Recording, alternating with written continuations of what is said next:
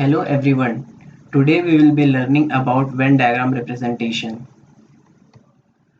So the square bracket will represent the complete sample space, that is S. L and R are two events in sample space S. So L union R will be represented like this. L intersection R is the elements which are both in L and R. It is represented like this. Complement of L, it means that all the elements that are part of sample space but that are not included in L, and difference is equal to all the element of L minus the elements which are in L as well as in R. Now we will look into inclusion exclusion principle. So consider our sample space S. This is the set A and this is set B, and this is the intersection of both the sets. Now we have to write the union of set A and B in terms of A, B and A intersection B. So let's see how we will write that. When you will try to find about n A union B, then you will add set A, that is NA, and then we will add it set B, that is NB. But here you will see that while we are adding set A and B, then this part, the intersection part, is included twice. Hence we have to subtract it once. So our inclusion exclusion principle states that n of A union B is equals to NA plus NB minus NA intersection B. Now we will talk about multiplication theorem. So this theorem applies only to independent events. So it states that if there are two simultaneous occurrence of events, then their probability is multiplied. Example, the probability of getting two sixes and any other number excluding 6 in 3 throws of a die. That is, in the first throw you want a 6, in another throw you also want a 6, but in the third throw you want any number except 6.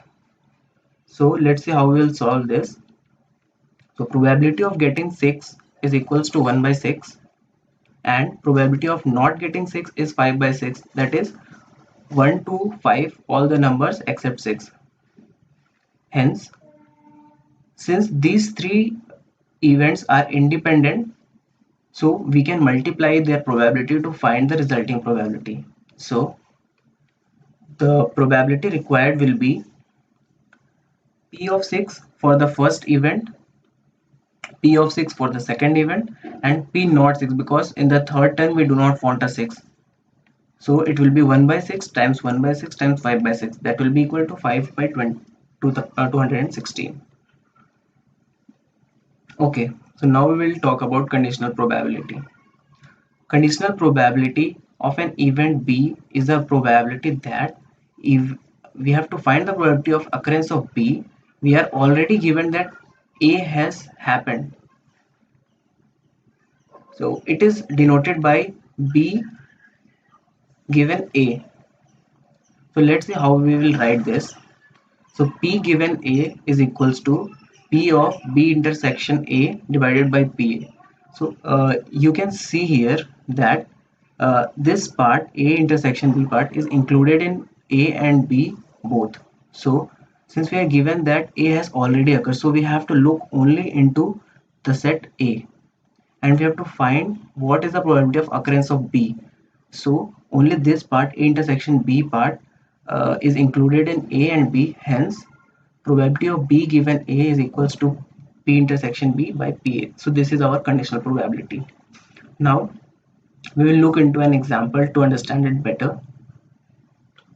So we have to find the probability of getting odd number given that the thrown dice shows a prime number. Okay, so there are two events. We have to find the odd number, and we are given that the number which shows up is a prime number. Okay, so this is our set E which we want, that is 1, 3 and 5 odd number, and this is set F that is already occurred, that is 2, 3 and 5. So we want to find their intersection. So their intersection is 3 and 5. Now probability of E given F, as is obvious from the formula of conditional probability, is P of E intersection F by PF. So the probability of P intersection F is 2 upon 6, because there are only 2 elements and total 6 elements are possible, 1 to 6, and probability of F is 3 by 6. Hence the conditional probability is equals to 2 by 3. Now we will move on to law of total probability.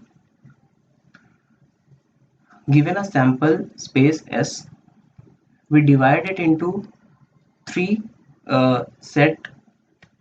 So all you can see that all these sets are mutually exclusive, that is there is nothing common between any pair of sets, and they are mutually exhaustive, because the sum of E1, E2 and E3 is equals to the whole sample space S.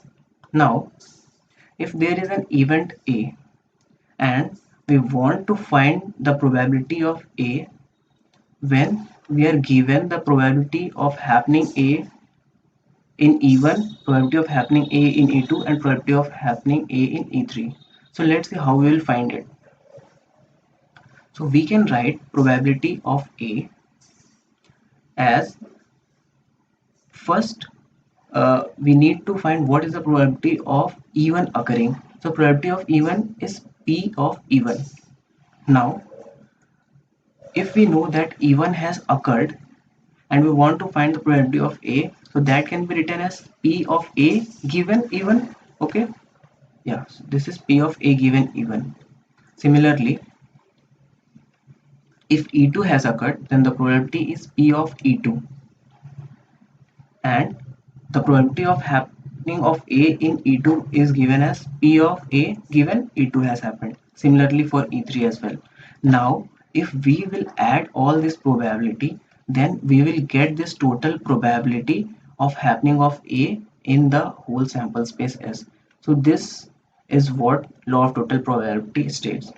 In a more general form, you can take total n number of mutually exclusive and exhaustive events.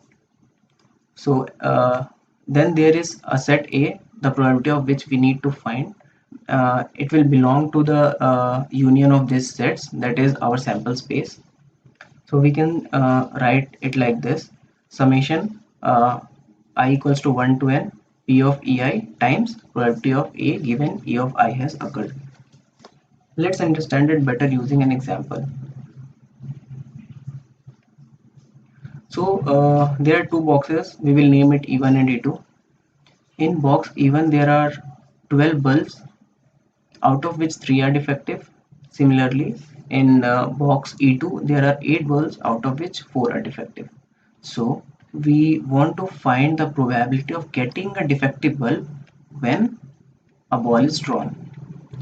So probability of choosing both the boxes are equal, that is half and half, we can choose any of the box. Now if we have chosen box 1, then we need to find what is the probability of getting defective bulb in that box. So you can see there are 12 balls and there are 3 defective balls, hence the probability will be 3 by 12. And for good balls there are 9 bulbs which are good, and total 12, hence the probability is 9 upon 12. Similarly for E2 there are 4 defective, so the probability will be 4 upon 8. Now using the law of total probability, you can write P of A is equals to P of happening of E1 times this plus P of happening of E2 times probability of happening of A upon E2. And when we will put on the numbers, then we will get 3 by 8. Hope it clears the law of total probability. Now we will move on to Bayes theorem. So Bayes theorem is just the opposite of law of total probability. Let's see how.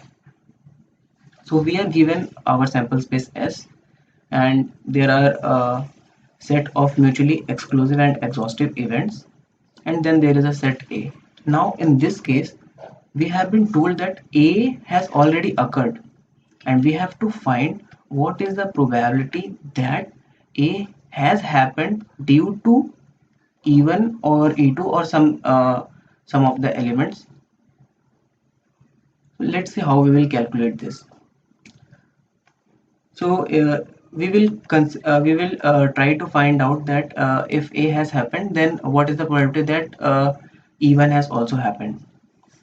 So we can write probability of happening of even given A, because A is already given that A has happened, and we have to find that what is the probability that even has occurred.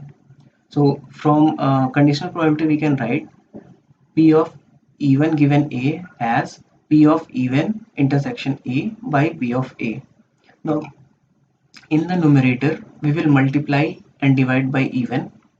Now if you will look into this part, P of even intersection A divided by P of even, then you can write it as P of A given even from conditional probability, and this P of even is remaining, and in the denominator we have P of A as it is. So this is our Bayes theorem. In more general form, you will take n events, and you will be given that even A has occurred.